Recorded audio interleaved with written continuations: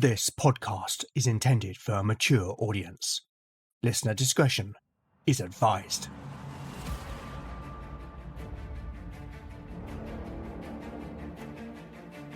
Welcome back to Legend of the Bones.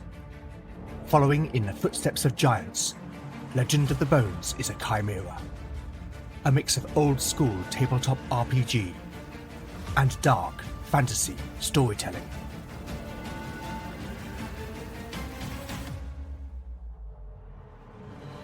As its name might suggest, in Legend of the Bones the dice rule. There'll be no rerolls, no fudging the dice, no metacurrency. The roll of the bones will determine the character's destiny, and no one will be spared their fate. None shall escape the destiny of Bone.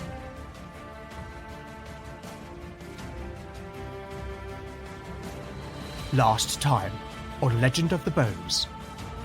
In a flashback, we learnt that Reynard of Harburg was still intent on finding the Eye of Selethra and its keeper.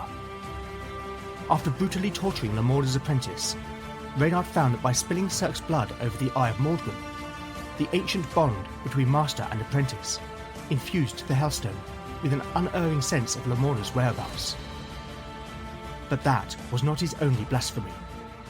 Reynard had forged a helm, set with the 3 Hellstones already in his possession, its design leaving space for the final 2. A helm which, when worn, would bestow its wearer with the terrible collective might of the Hellstones. Returning to the present and following their horrific encounter with the Sheodugenga, the companions pressed on towards Barfell. On the final day of their journey, a savage storm tore across the mountains, turning their descent into a perilous trial.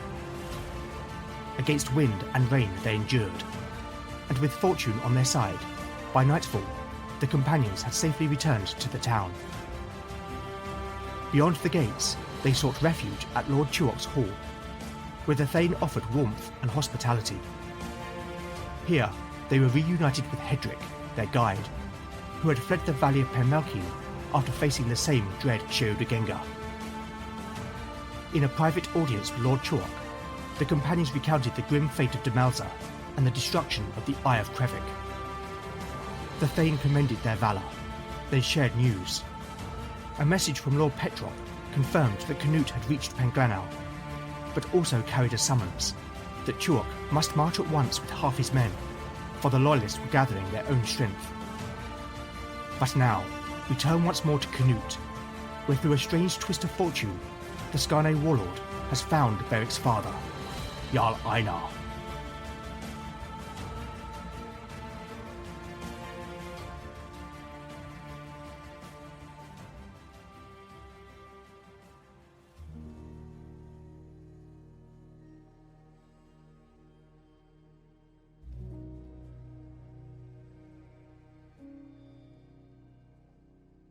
Chapter 73, Part 1, Day 65, Evening.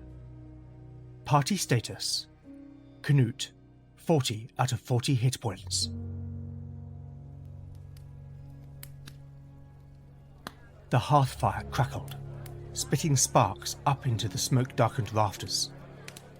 The rich aroma of ale mingled with roasting meat permeated the air, as the fellowship of warriors reunited filled the mead hall. Golden firelight danced over the carved beams and walls, and laughter rang bright beneath the timbered roof. It had been many a year since the crew of the Uvadraka had enjoyed the company of their kin, and a chorus of voices rose and swelled like a tide, with stories swapped and rekindled friendship. Following their unexpected meeting with Jarl Einar, the Uvadraka had followed the Vindnadra to a nearby cove and river inlet, where granite cliffs gave way to gentler banks and a small town which had grown around the natural harbour. Fishing boats rocked upon their moorings, nets hung drying in the salt breeze, and timber longhouses stood shoulder to shoulder above the quay, smoke curling from their roofs into the evening sky. Canute had been surprised to learn that Einar was in fact the lord of the settlement, part of a small Skarne enclave on the Wayland coast. Several years after Canute himself had accompanied his uncle on a raiding voyage, Einar had returned in the spring thaw, not with sword bared, but with open hand, and negotiated a truce with the region's petty king. Reged was a minor kingdom in the northeast of Llanrhys, a land of green hills and rain-fed valleys. Its people hardy, but worn by years of fear. They had suffered greatly at the hands of the Northmen. Farmsteads burned, silver plundered, their kin slain, else taken as slaves. So in return for land and title, Einar had agreed to protect the king's domain from further Skade raids. To seal the bargain, Canute's uncle was to wed the king's daughter. But the girl, barely more than a child, was lovesick for another, her heart already given, and her eyes red from weeping. Einar did not have the heart to force her. Instead, the Northman swore that he would not wed any daughter of the king's rivals, binding himself in honour rather than in chains. In truth, it suited him. Regardless of the pact, the Northman still held his lands in Scanvia, and planned to spend the summers in his northern homeland, while wintering in the more forgiving climes of his new domain, where the frost bit less cruelly and the earth yielded grain. Now Canute sat beside his uncle at the high table, watching his men with quiet satisfaction, content to see them free of the cares of recent days. For his part, he had told of his meeting with Beric and the others, the discovery of their shared kinship, and the trouble brewing in Power and Moor. Tell me, Einar asked, wiping the froth of ale from his beard with the back of his broad hand. what manner of man is he, my son? Canute drained his own cup, feeling the warmth of it settle in his chest, and gave a short, dry laugh. I could tell you that he is as strong as a bear, that he fights as well as any man I have known, or that the sea runs deep in his veins. All of it would be true. He turned to look at his uncle, the humour fading from his features. But that is not what you ask. No. Einar agreed, his gaze dropping briefly to the fire. It is not, though I am glad to hear it. Canute waited while a serving girl, cheeks flushed from heat and haste, came and refilled the men's cups. The ale sloshed amber in the firelight. The girl gave a respectful bow and left. Canute watched her as she walked away, then took a slow mouthful, considering his words with care. He is a man of courage and honor, He said at last, each word measured. He speaks the truth, even when it serves him not. He defends the weak, despite having nothing to gain. And for those he loves, there is no more loyal a friend. The Northman fixed his uncle with a steady gaze, his voice lowering, so that it was almost lost beneath the roar of the hall. He is like you, uncle. Einar smiled, and though he blinked it away, his eyes glistened wet in the firelight. Canute took another swig from his cup, the solemnity of the moment pressing close, then broke into a grin. That is to say, he is as ugly as a horse. The pair roared with laughter, and Einar thumped his nephew on the shoulder with a force that nearly drove the breath from him. Around them, a few heads turned, grinning at the outburst. But the humour faded as swiftly as it had come, and they sat in companionable silence for a moment, watching the revelry. Einar's eyes grew distant, clouded with recalled memory, as though he looked not upon the hall, but some long-vanished shore. Freya would be proud. His voice was soft, threaded with regret and longing. Truly, you loved her. It was not so much a question as an acknowledgement. It struck Canute then that he had never known his uncle to bed another woman, nor boast of such a conquest, as other men did, so freely. Einar nodded slowly, his eyes still far away.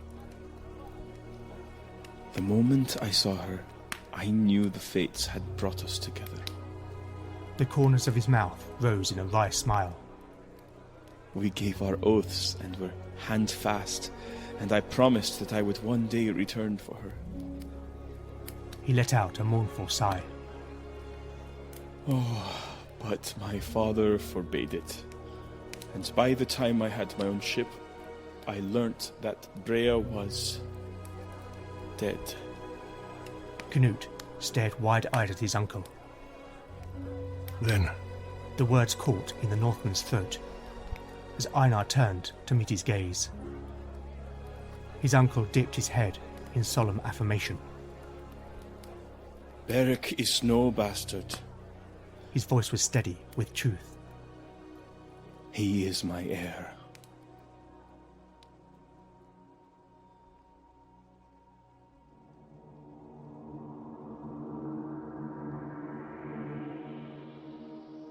With Einar now firmly established in the fiction of the present, it's time to flesh him out as a character. Einar is an 11th level fighter. He is 43 years old, with dark brown hair and blue eyes. He stands at an impressive 6'1" and weighs 200 pounds.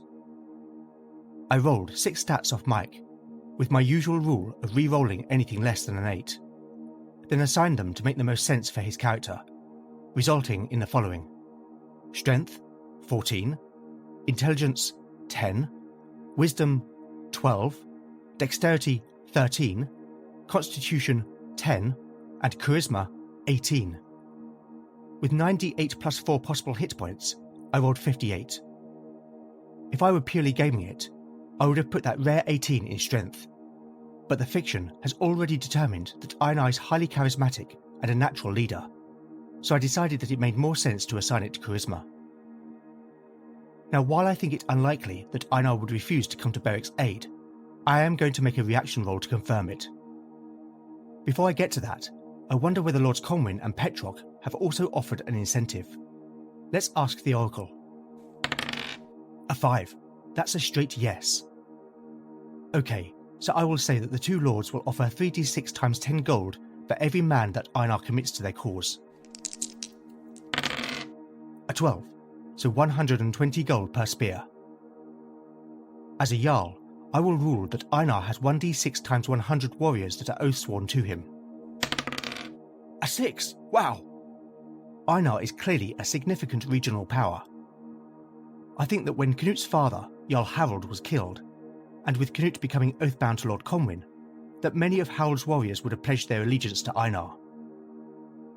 Now, clearly Einar will have left warriors back in Scanvia, defending his lands, so I will rule that he has half, so 300, men with him in Llanrhys. I do not think he can spare the men in Scanvia, lest some opportunist rival tries to take his undefended lands. It would also take too long to return north, gather his army and sail to Power Moor. In addition, he cannot leave his new lands in Llanrhys undefended, so I will rule that the maximum number of warriors he could bring would be 200, or 5 crewed ships. This will yield a payment of 24,000 gold. On the assumption that he pays his men 100 gold each for the expedition, then Einar himself will still profit by 4,000 gold. With a very generous payment from their lord, equivalent to 4 months' pay, I am not going to force a loyalty check. Okay, so now for that reaction roll. I am going to apply a +4 modifier to account for the payment and for the blood bond between Einar, Beric and Canute. To up the stakes, this will be a single roll. Here it is. A modified 13. There is no doubt whatsoever in Einar's mind. So providing there are no issues on the journey, the Loyalist cause will benefit from 200 Skade warriors joining their ranks. Having said that, with repairs needed to the Uvadraka, and for Einar to make the necessary preparations, I will rule that it will be 10 days before the Skade warband is ready to set sail. In the meantime, Canute and his men will get a well-earned rest.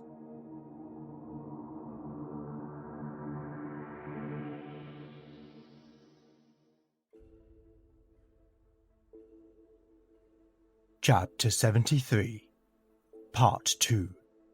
Day 66. Morning. Party status. The party status is unchanged. A cockerel's crow split the morning silence.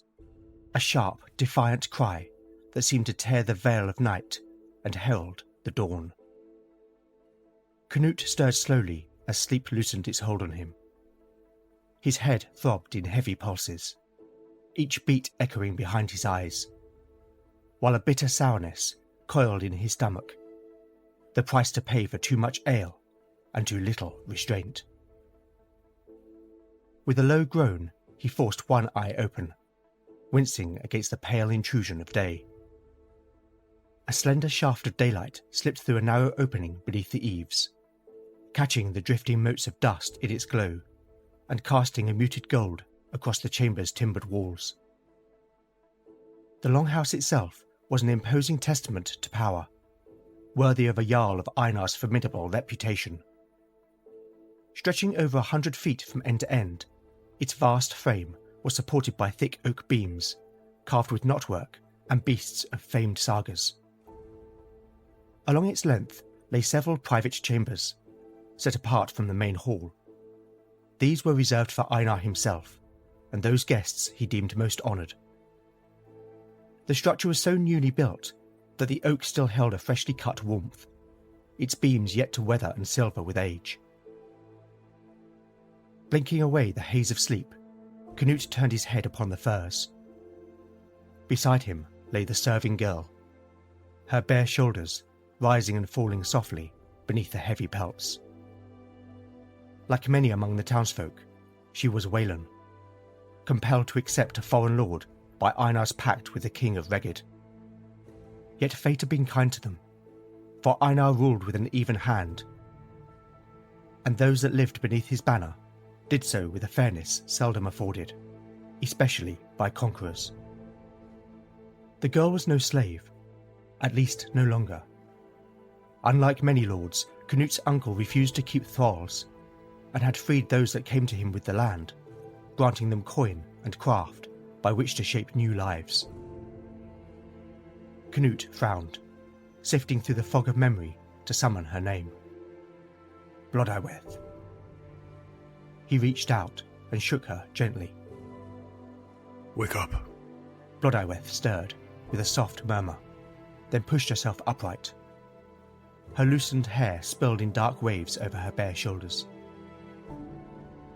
You should go. She gave a small nod, her expression unreadable, and slipped from the bed. Drawing her dress over her head in one smooth motion, she settled the fabric about her hips, before deftly plaiting her hair with practiced, nimble fingers. Here. Canute extended a leather coin purse towards her. The gesture carried no implication of purchase. She had not sold herself. Rather, it was custom, an acknowledgement, a courtesy expected of a lord.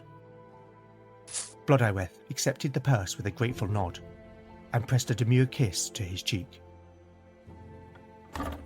She pulled open the door, only to find Einar standing beyond it, his lips already parted in a knowing, playful grin. Blodaiweth lowered her gaze, and murmured deferentially as the Jarl stepped aside to let her pass. Say nothing. Canute groaned, pressing his fingers to his temples, as though he might quell both pain and embarrassment at once. Einar lifted his hands in exaggerated innocence, though the smirk tugging at his lips betrayed him. I know not what you mean. He stooped to retrieve Canute's discarded tunic from the rush-strewn floor, and tossed it across the room to his nephew. Get dressed, he said, still smiling. We are going for a ride.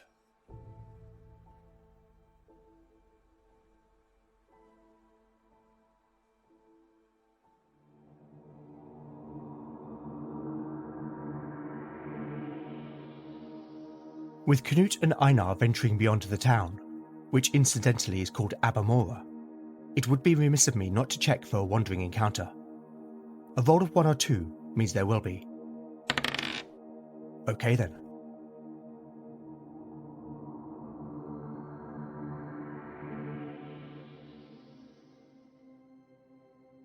Chapter 73, Part 3, Day 66, Late Morning. Party status. The party status is unchanged. The Northmen's hair and cloaks streamed wildly behind them as they rode, snapping and cracking in the wind like banners in a storm, while clods of dark rain-softened earth were torn loose and flung high beneath their mounts' hooves. The thunder of gallop rolled across the open land. The rush of fresh morning breeze against his face soon swept away the dull thud behind Canute's eyes, clearing the last fog of ale-laden sleep and leaving him sharp and alive.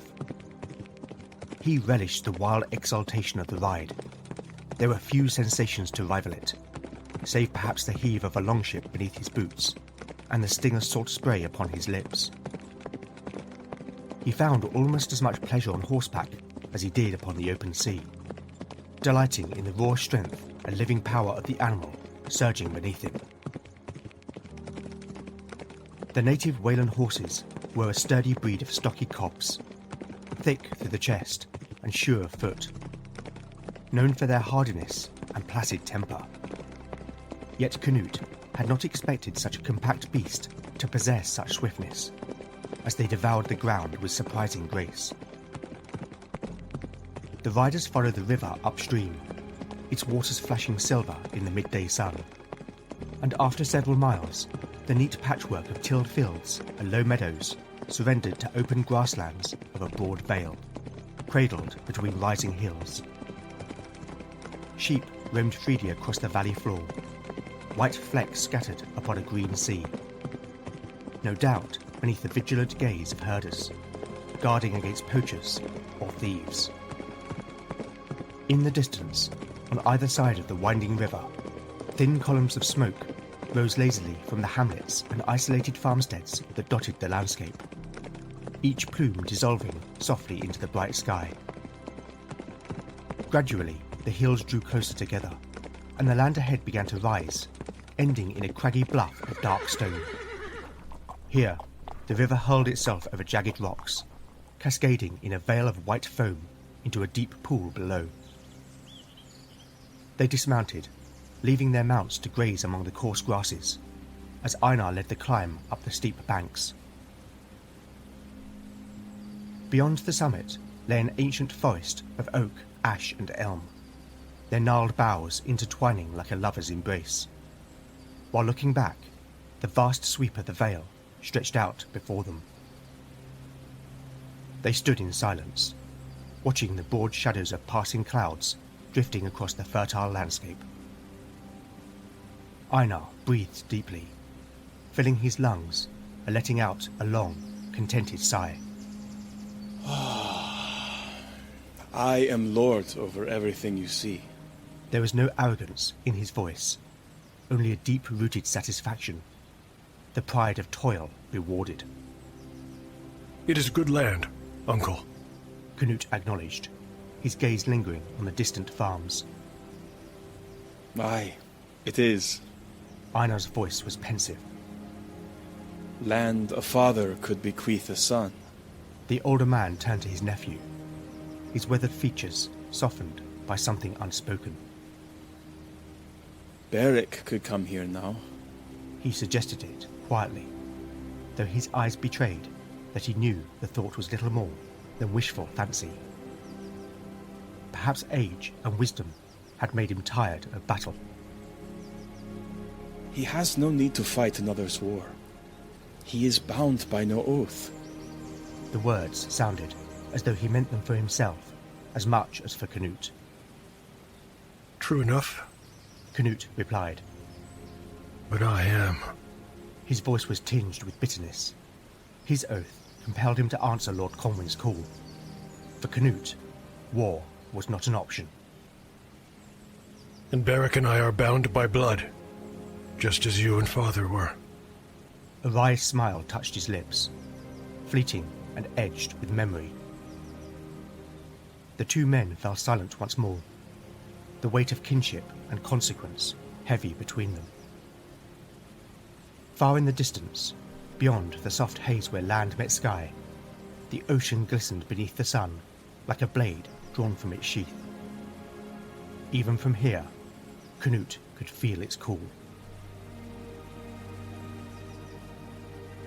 He knew Beric would not forsake his companions, nor the land that had given him purpose. Honor would hold him fast as surely as any oath. That truth lingered in Canute's thoughts. You once told me that a man is judged by his reputation, but so are our people. Canute fixed Einar with a steady gaze. From Friska to the Salian Empire, our dragon ships strike fear in the hearts of all that see them. His words rang with stark certainty. Even when we come to trade, the welcome is reluctant, if given at all. We are ever wolves at the door. And for good reason. Einar acknowledged it, without pride. It was no secret that the Skarne, at times, cloaked steel beneath the guise of trade. But if you answered Conwyn and Petroc's call for aid, then you lay the ground for an alliance, as you have shown here. He swept his arm towards the fertile vale below. Alliances bring opportunity. Einar's lips spread into a broad grin, the fire returning to his eyes. He clapped a heavy hand upon Canute's shoulder, the gesture firm and resolute. Well then, he said, the decision settling over him like a mantle. we shall go to war.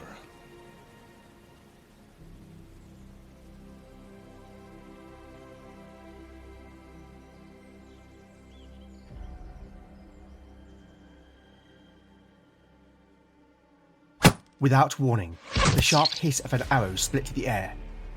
The iron head struck Einar squarely in the left shoulder blade, with a sickening thud, punching through wool and flesh. The Jarl's roar echoed against the stone cliff as the impact drove him forward. His body lurched violently, boots skidding across loose gravel, the cliff's jagged edge only a step away. For a terrifying instant, his weight tipped towards the fall, the drop below plunging 60 feet into a churning, rock-strewn pool. Canute reacted without a thought. His hand shot out, seizing the back of his uncle's tunic, fingers locking tight as he hauled him backwards from the brink. Einar staggered, breath hissing between his teeth, as pain radiated from where the arrow had struck. Both men spun around in the same motion, releasing their blades from their sheaths as they faced the trees behind them. The undergrowth parted. 4 mail-clad men stepped out from the shadows. The sun glinted brightly off their bared swords and helms. Medrot! Einar spat the name through clenched teeth, his face contorted with pain and fury. The leader advanced a pace ahead of the others. Medrot moved with the slow, assured stride of a hunter who knew his prey had nowhere left to run. A cruel smile crept across his face, his eyes gleaming with cold satisfaction as he studied the wounded Jarl teetering near the cliff. His lip curled. Now you die.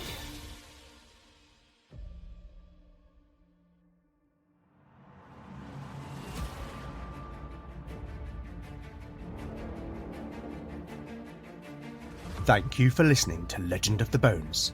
I hope you've enjoyed the show. If you like what you've heard, then please consider rating and reviewing the show in your podcatcher of choice. Not only do I love seeing the feedback, but it really does help the show to reach new listeners. As always, where would I be without my amazing cast of voice talent? A newcomer to the show, playing the role of Medrot, is Steve Brute.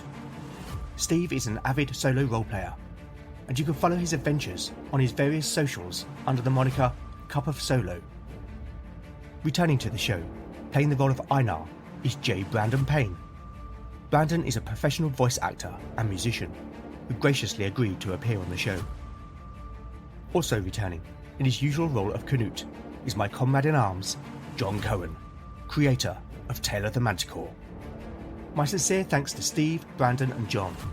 Your contributions have really elevated this episode, and I am, as always, incredibly grateful. I'll put these wonderful folks' links in the show notes. You can also help by liking or reposting new episode announcements, or by recommending the show online or to a friend.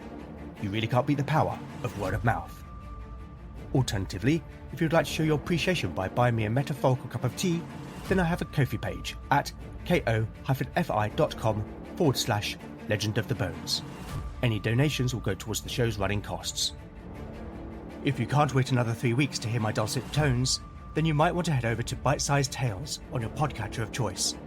There you will find a short story called No Good Deed Goes Unpunished, which I recently recorded. Also, I'd like to remind you about the Solo Roleplayers Network. We are a group of like-minded creators, bringing you a curated list of the very best solo roleplay podcasts. So why not head over to soloroleplayersnetwork.com and discover something new. Finally, I'd love to know what you think of the show, and I do respond to every message I receive. So with that in mind, you can contact me on X at LegendBones, Blue Sky at LegendBones, Mastodon at LegendBones, at ttrpg-hangout.social, Instagram at LegendOfTheBones, email at legendofthebones@gmail.com, or go to legendofthebones.blogspot.com for show notes, house rules, character profiles, art, maps and more. Join me next time to find out what awaits our adventurers as the bones decide their fate. None shall escape the destiny of Bone. Hi, I'm John from Tale of the Manticore. Robin from Stories from the First Watch. PJ from A Wasteland Story and the Solo Roleplayers podcast. Simon from Legend of the Bones. Brian Rideout from Swords Against Madness. Carl from The Lone Adventurer. And I'm Trevor from Your Story Will Be Different. And with our solo role-playing audio, Narrative, Actual play, drama powers combined, We are the Solo Roleplayers podcast network. Usually accustomed to delving the depths, Scouring the desert. Surviving the wasteland, or facing the dragon alone. this time we have teamed up to bring you a curated collection of the best, highest quality, Most dramatic. And diciest. solo roleplay podcasts in the world. There are dozens of us. So if you're looking for your next solo role-playing adventure, roll over to soloroleplayersnetwork.com. sample and subscribe to something that takes your fancy. And discover your new favourite solo role-playing podcast. See you there.